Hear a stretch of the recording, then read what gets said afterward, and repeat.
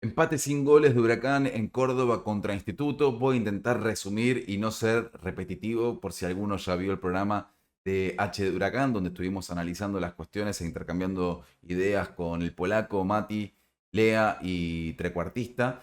Pero creo que hay dos cuestiones centrales para analizar lo que fue el partido. Por un lado, a nivel futbolístico, y resumirlo rápidamente, Huracán no pudo ganar y además no pudo imponer condiciones contra un equipo recientemente ascendido. Y la otra, donde por ahí sí podemos profundizar en otros aspectos, tiene más que ver con el contexto, la coyuntura. Huracán, creo que antes de iniciar la temporada, cualquiera firmaba 7 puntos sobre 9, teniendo que ir a Varela para enfrentar a Defensa y Justicia y a Córdoba para medirse con el Instituto. Después la realidad lleva a que uno se vaya embalando, por supuesto, con las dos victorias consecutivas, la cantidad de goles, el hecho de considerar e ir viendo qué es lo que hace Dabove con los refuerzos. Ninguno se mete en el 11 titular, salvo Sauro, que todavía pelea ese lugar con Pizarro, con Novillo, aprovechando el Meroya Gate. Tampoco es tan habitual para Huracán, y me atrevería a decir a nivel general, que un equipo pueda cosechar 3 victorias consecutivas en el arranque de un campeonato.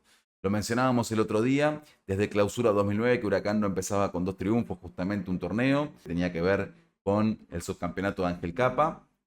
Y para hablar de 3 victorias consecutivas en las primeras 3 jornadas, nos tenemos que remontar al Apertura 94, equipo de Héctor Cooper, que en aquel entonces le ganó 3-1 a Mandillú en el Ducó, pudo derrotar 1-0 a Deportivo Español de visitante y goleó 3-0 a Platense en condición de local. Perdió contra Racing en la cuarta fecha. Lo curioso es que este equipo, que fue el que precedió al subcampeón de la Apertura 94, ganó solamente 6 partidos ese semestre y terminó en el puesto número 14, es decir, ni siquiera de esa manera, con ese extraordinario arranque, Huracán dio la talla para ser protagonista. Después tenemos que remontarnos a lo que sería Metropolitano 1984, en el que Huracán ganó 4 partidos de manera consecutiva en el inicio, y en el Metro 76 fueron 5 victorias al hilo, mientras que en el Metropolitano 73 arranca Huracán ganando 6 partidos sobre 6 posibles. Este dato impresionante es de Fernando Fracchia y Gustavo Berlingeri, a quienes pueden seguir en redes sociales, pero me quedo con esto y repito, no es tan habitual, no es tan sencillo meter 3 victorias consecutivas, mucho más complejo aún en el inicio de un campeonato. Por eso es que no hay que volverse loco, tampoco es significativo. Sí, me parece que corresponde analizar e intentar focalizarnos en lo que fue el juego Huracán. Primer tiempo en el que me parece que se mostró aplomado al equipo, confiado para intentar plantarse en campo rival. No es que salió a especular y a ver qué es lo que podía hacer Instituto. Hay que tener en cuenta el calor de este fin de semana que afectó en todos los partidos. Yo estuve viendo unos cuantos encuentros y la realidad es que el nivel fue muy chato e incluso más de lo que es habitualmente en la liga profesional, en el fútbol argentino. Son pocos los clubes o los equipos que se destacan por el funcionamiento colectivo y lo vistoso de su juego. Y Huracán no es la excepción. Huracán todavía para mí buscando la nueva identidad de este año, sin los jugadores que ya sabemos que no están, y buscando reestructurarse en función de eso. Para mí, el tema de la no incorporación de los refuerzos o la no inclusión de los refuerzos en el once inicial, eh, tal vez vaya a cambiar en los próximos días. Va a tener 5 partidos en 17 jornadas, Huracán, en 17 días. La verdad es que va a ser un calendario muy apretado, como ya sabíamos y veníamos diciendo. Entre febrero y marzo posiblemente se defina gran parte del futuro, de mínima de este semestre, tal vez también de la temporada de Huracán. Y por eso seguramente Dabove vaya llevando de a poquito algunos refuerzos. Veremos si ya desde el viernes contra Barraca Central, en una semana muy cortita, hace alguna modificación, pero si nos guiamos por lo que fue su trabajo en Banfield, breve, semestral, pero con doble competencia, en líneas generales, Dabove es un entrenador que intenta darle continuidad a un equipo y varía según la necesidad de algún puesto sensible o por alguna carga puntual. ¿Sí? Por eso no hay que sorprenderse, por ejemplo, cuando uno ve en las estadísticas que hay 6 jugadores que han completado los 3 partidos de la liga profesional y uno que casi también lo hace y fue el caso de Jonás Acevedo, que fue reemplazado con pocos minutos de diferencia. Hacía la diferenciación entre el primer tiempo y el segundo porque creo que lo mejor de Huracán se vio en la primera etapa, sin tanto juego asociado.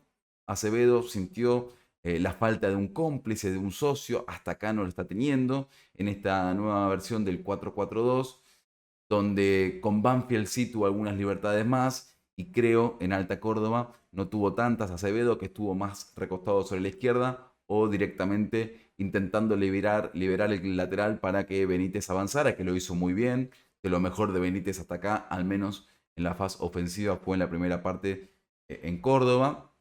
Creo que en el segundo tiempo Huracán intentó tener un poco más de circulación, lo hizo por algún tramo del partido, pero después realmente le costó mucho, hasta perdió la tenencia de la pelota y posiblemente también con el desgaste del juego fue perdiendo un poco de protagonismo y conformándose con el empate, con sumar un puntito más que lo mantiene por el momento a la espera de lo que suceda con Lanús en la cima del campeonato, junto a Rosario Central y Belgrano con 7 puntos. Así que seguramente Huracán buscando de a poco dar pasos firmes en esta reestructuración que mencionaba recién. En el segundo tiempo creo que se demoró alguna variante, digo, para ir a buscar algo más. Por eso hablo de cierto conformismo con ese punto que pudo haber sido inteligente. ¿Por qué no? Esto lo va a indicar el campeonato. Otra vez importante Soto sobre su lateral derecho. Se complementa muy bien con Cordero, que está atento para justamente aprovechar los avances del chileno y esta mejoría en la resolución de las jugadas que está teniendo por su punta, aprovechando mucho más todo el desgaste que hace para avanzar y ser agresivo en cada ataque.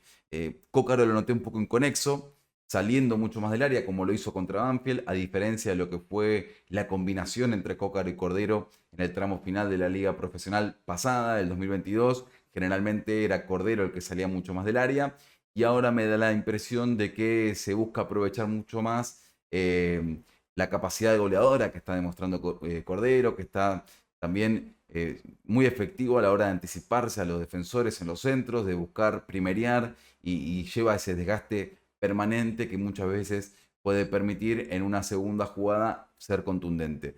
No tuvo muchas situaciones de peligro Huracán en el segundo tiempo, ahí sí noté un retroceso, pero lo positivo es que vuelve a tener la valla invicta, le venían convirtiendo bastante, así como demostraba un poder de fuego muy alto, lo decíamos después del post partido contra Banfield, tenía que ajustar en zona defensiva y sin Meroya era también una prueba para Gastón Sauro ver si empieza a complementarse como para ganarse el lugar junto a Fernando Tobio, con quien jugó justamente en Toluca y han compartido cancha en el club mexicano. Así que tal vez sea ya un indicio por parte de Daobe esto de que sea Sauro, al menos de movida, en estos primeros partidos de la temporada, quien acompañe a Fernando Tobio y asuma la responsabilidad de suplir la baja del Flaco Meroya, que sabemos lo importante que es.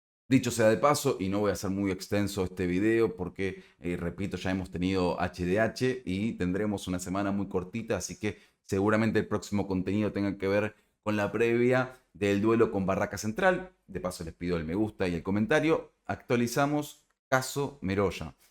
Esta semana empieza a trabajar a contraturno solo con un preparador físico y en lo que tiene que ver con su futuro inmediato, del que todavía no hay resolución y la realidad es que seguiremos hablando del tema hasta que se dé alguna firma, precontrato del jugador, un cambio drástico en las negociaciones como para que continúe extendiendo su vínculo con Huracán, hoy parece muy lejano y casi imposible, o una eventual transferencia. Este fin de semana desde el entorno de Meroya se comunicaron con la dirigencia de Huracán, notificando que el jugador había llegado a un acuerdo con el Riga de Letonia, pero con cambios en las condiciones para Huracán. Es decir, se bajaba la propuesta económica del Globo y de esa manera se lograba seducir y convencer al flaco de que acepte la propuesta del Riga, que después lo llevaría a mediados de año a la Liga de Chipre. Obviamente en Huracán dijeron que no, de manera rotunda, no aceptaban de ninguna manera que se viera afectada la propuesta al club y el dinero que iba a ingresar a Huracán, algo así como entre 200.000, 300.000 dólares menos de lo ya previsto y arreglado, que tenía que ver con 1,5 millones de dólares netos, limpios para el Globo. Así que un nuevo capítulo más en esta historia. Lo discutíamos incluso con los chicos esta mañana y suena lógico, ¿no? Huracán, mejor dicho, el presidente Garzón, habiendo manifestado cuando se vinculaba permanentemente a Meroya con Boca, se hablaba desde los medios que estaba casi a punto de concretarse la operación, en un momento Garzón dice: prefiero perder plata y no dignidad, en relación a una propuesta por parte del Ceneice que estaba muy muy lejos de lo que pretendía de mínima la dirigencia para desprenderse de Meroya, aún en un contexto desfavorable como lo ha sido en este mercado de pases, por las especulaciones de los equipos que lo pretendían, teniendo en cuenta que su contrato vence el 30 de junio. Entonces, suena muy lógico que se desestime la posibilidad de Letonia si es que la propuesta baja para Huracán. Entonces, esto va a sumar una historia más, un capítulo más. Veremos si aparece algún otro club interesado. Desde la representación del jugador reconocen que puede aparecer. A mí me parece muy difícil, porque obviamente quienes lo pretendan, aún más que hace un mes, van a buscar jugar con esta situación en la que hay un quiebre, evidentemente, al menos de manera pública, definitivo, y sacarlo por el menor costo posible. Veremos si la dirigencia puede todavía asumir la responsabilidad de no venderlo para conseguir, aunque sea un resarcimiento mínimo, y bancar esta postura, que yo creo que es lo que va a suceder, ¿no? Si no llega a la cifra pretendida por parte de la comisión directiva, Meroya, si no firma su contrato, no juega y además quedará entrenando de manera diferenciada solo hasta quedar con el pase en su poder el 30 de junio. Dejen en comentarios su opinión respecto a este 0-0 contra el Instituto. ¿Quién creen que fue la figura del Globo ante la Gloria? ¿Por qué creen que Huracán no pudo ganar este partido? Y también a tener en cuenta si ya empezarían con algún mix o cómo afrontarían ustedes esta seguidilla de partidos. 5 encuentros en apenas 17 días, nada más y nada menos que con la fase 2 de por medio, esperando rival del ganador entre Zamora y Boston River. Ventaja para los uruguayos, que deberán resolver o intentarlo este jueves en Venezuela. Y además cerrando con el clásico, nada más y nada menos, el domingo 5 de marzo, fecha 6, a las 19:15 en el Palacio, Huracán San Lorenzo. Los leo.